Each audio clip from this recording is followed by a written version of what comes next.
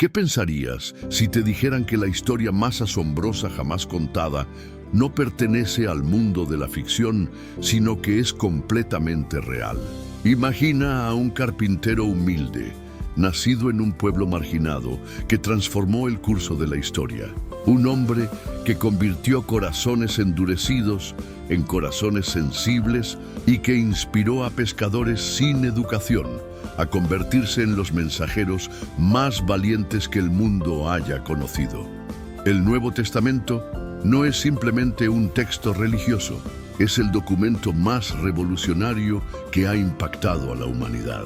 En sus páginas se encuentra el relato de cómo un solo hombre cambió el destino de miles de millones de almas. Cómo sus seguidores, sin armas ni ejércitos, lograron conquistar el corazón del Imperio Romano. Y cómo sus palabras continúan transformando vidas hasta el día de hoy. Este conjunto de escritos representa el núcleo vivo de la Biblia, porque enlaza las promesas del Antiguo Testamento con la realización gloriosa del plan eterno de Dios. Es una invitación a contemplar esta historia desde una perspectiva renovada, como si la estuvieras viendo por primera vez. Hace 2000 años, el pueblo judío vivía bajo el dominio férreo de Roma. Sin embargo, en lo más profundo de sus corazones ardía una esperanza que ni el poder imperial podía extinguir. En cada sinagoga, los ancianos leían las palabras del profeta Isaías, quien en el capítulo 9, versículo 6, anunciaba: «Porque un niño nos es nacido, hijo nos es dado, y el principado sobre su hombro. Y se llamará su nombre Admirable, Consejero, Dios fuerte, Padre eterno, Príncipe de paz». Los fariseos, expertos en la ley, memorizaban cada palabra de las Escrituras, esperando reconocer al Mesías cuando llegara. Para ellos, ese libertador sería un rey poderoso que los liberaría del yugo romano. Por otro lado, los saduceos, que controlaban el templo, tenían una visión distinta. Su prioridad era mantener la paz con Roma y temían que la llegada del Mesías provocara una agitación política que amenazara su posición. En los márgenes del desierto vivían los esenios, un grupo apartado que buscaba la pureza espiritual mientras aguardaban la llegada del elegido. Cada grupo tenía su propia interpretación, pero todos coincidían en que algo extraordinario estaba por suceder. El profeta Daniel, en el capítulo 9, versículo 25, había anunciado la venida del Mesías, príncipe, y el tiempo señalado se estaba cumpliendo con precisión divina, tal como había sido planeado desde antes de la creación. El profeta Malaquías cerró el Antiguo Testamento con una promesa en el capítulo 4, versículo 2. Desde entonces habían transcurrido 4 siglos de silencio profético. Pero ese largo silencio no significaba olvido. Dios seguía fiel a sus promesas. En una aldea humilde de Galilea llamada Nazaret, vivía una joven que no imaginaba que su vida estaba a punto de cambiar para siempre. María era una muchacha sencilla, comprometida en matrimonio con José, un carpintero del pueblo. Nazaret era tan poco relevante que años más tarde Natanael preguntaría con escepticismo: ¿de Nazaret puede salir algo bueno?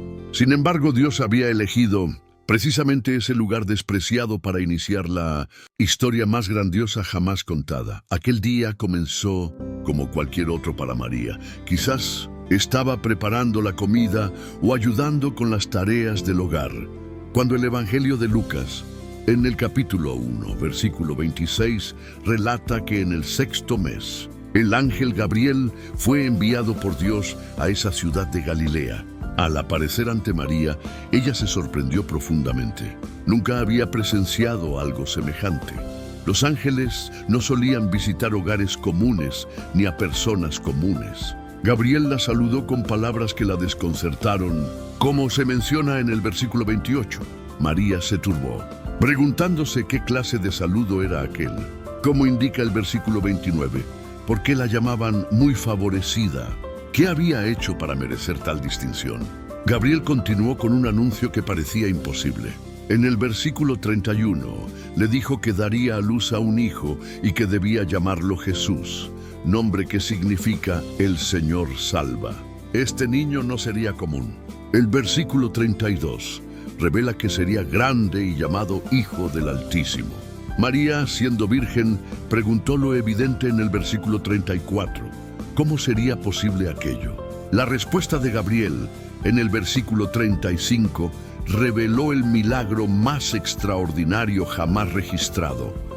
El Espíritu Santo vendrá sobre ti y el poder del Altísimo te cubrirá con su sombra, por lo cual el santo ser que nacerá será llamado Hijo de Dios. Con una fe admirable, María respondió en el versículo 38, «He aquí la sierva del Señor, hágase conmigo conforme a tu palabra». Mientras esperaba el nacimiento de Jesús, el emperador César Augusto tomó una decisión que parecía meramente administrativa, sin saber que estaba siendo instrumento de un plan divino. Lucas, en el capítulo 2, versículo 1, relata que en aquellos días se promulgó un edicto de parte de César Augusto para que todo el mundo fuese empadronado.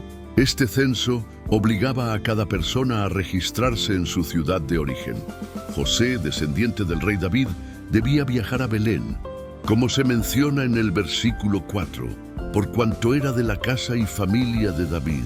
Sin saberlo, César estaba cumpliendo una profecía escrita 700 años antes por el profeta Miqueas, en el capítulo 5, versículo 2. Pero tú, Belén Efrata, pequeña entre las familias de Judá, de ti me saldrá el que será Señor en Israel. El trayecto desde Nazaret hasta Belén era largo y arduo, especialmente para una mujer embarazada. Pero cada paso de ese viaje estaba guiado por la voluntad de Dios. Al llegar a Belén, la ciudad estaba abarrotada de viajeros que habían acudido por el mismo motivo: el censo ordenado por el emperador. Cada posada estaba llena y no había lugar disponible para hospedarse. En medio de esa situación, según el versículo 6, se cumplieron los días del alumbramiento de María. El versículo 7 describe uno de los momentos más conmovedores de toda la historia. María dio a luz a su hijo primogénito, lo envolvió en pañales y lo acostó en un pesebre porque no había lugar para ellos en el mesón. El Rey del Universo nació en un establo, rodeado de animales, lejos del palacio que merecía. Pero Dios había preparado testigos para ese instante. Lucas relata en el versículo 8 que en la misma región había pastores que velaban y cuidaban sus rebaños durante la noche. Estos hombres sencillos fueron los primeros en recibir el anuncio celestial. Un ángel del Señor se les apareció, como se menciona en el versículo 9, y la gloria del Señor los rodeó con resplandor, provocando gran temor entre ellos. El mensaje fue claro y esperanzador. En el versículo 11, el ángel proclamó: «Hoy ha nacido en la ciudad de David un Salvador, que es Cristo el Señor». Así comenzó la vida terrenal de Jesús, en humildad, pero con una misión que cambiaría el destino de la humanidad. Después del nacimiento y los primeros años de infancia, la Biblia guarda silencio casi total sobre la vida de Jesús hasta que cumplió 30 años. Solo se conserva un breve episodio cuando tenía 12 años, durante una visita familiar a Jerusalén. Lucas, en el capítulo 2, versículo 41, explica que sus padres iban cada año a Jerusalén para celebrar la Pascua, cumpliendo con la tradición religiosa.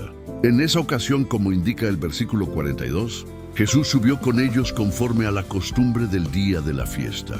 Tras concluir la celebración, cuando la familia emprendía el regreso, ocurrió algo inesperado. El versículo 43 señala que Jesús se quedó en Jerusalén sin que José y María lo supieran. Fueron 3 días de angustiosa búsqueda, recorriendo cada rincón en busca del niño. Finalmente, lo encontraron en el templo. Lucas describe la escena en el versículo 46. Jesús estaba sentado entre los doctores de la ley, escuchándolos y haciéndoles preguntas. Los sabios de Israel quedaron asombrados, Según el versículo 47, todos los que lo oían se maravillaban de su inteligencia y de sus respuestas. Cuando María le preguntó por qué había permanecido en Jerusalén sin avisar, Jesús respondió con una frase que revelaba su profunda conciencia espiritual. ¿No sabíais que en los negocios de mi Padre me es necesario estar? Como se registra en el versículo 49.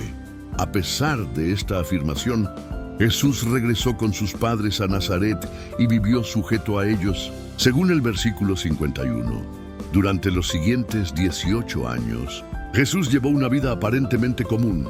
Trabajaba con sus manos y los habitantes de su pueblo lo conocían como el carpintero hijo de María, como se menciona en Marcos capítulo 6, versículo 3.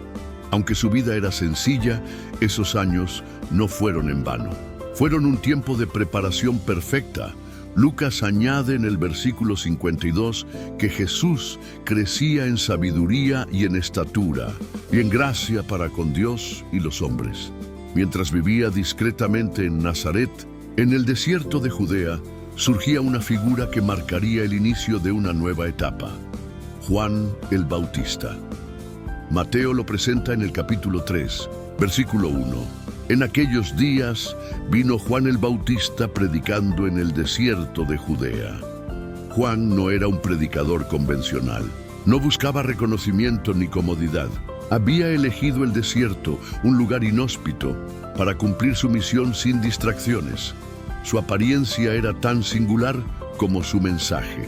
En el versículo 4, Mateo describe que Juan estaba vestido de pelo de camello y tenía un cinto de cuero alrededor de sus lomos.